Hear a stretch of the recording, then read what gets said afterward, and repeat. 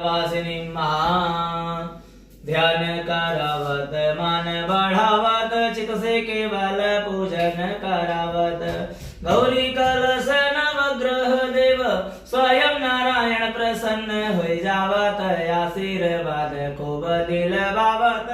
केवल मन से राम राम गावत राम का नाम बड़ा प्रिय भावत